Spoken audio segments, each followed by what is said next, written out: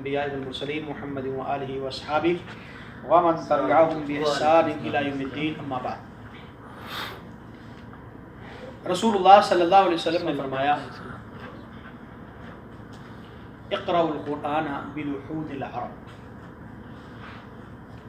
کہ قرآن مجید کو عربوں کے لہجے میں پڑھو،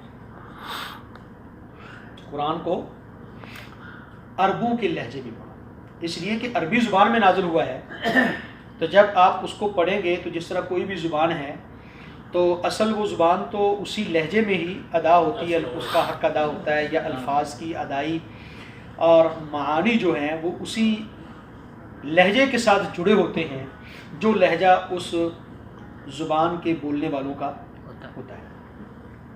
تو میرے ایک استاد ہیں پروفیسر رف صاحب،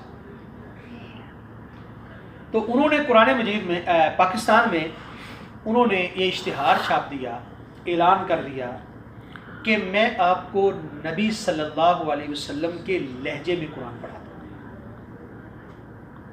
اب لوگوں کو یہ بات سمجھ نہیں آ رہی کہ نبی صلی اللہ علیہ وسلم کے لہجے میں آج 1400 سال کے بعد قرآن کیسے پڑھایا جا سکتا ہے۔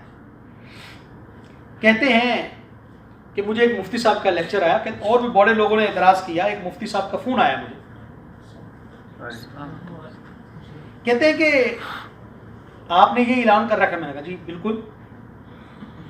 تو اس نے کہا کہ تم نبی صلی اللہ علیہ وسلم کے دور میں تھے، آپ نے نبی صلی اللہ علیہ وسلم کا قرآن سنا؟ میں نے کہا نہیں۔ کیا آپ نے نبی صلی اللہ علیہ وسلم سے قرآن پڑھا؟ میں نے کہا نہیں۔ کہتے پھر آپ کیسے کہہ رہے ہیں کہ ہم نبوی لہجے میں قرآن پڑھاتا ہوں؟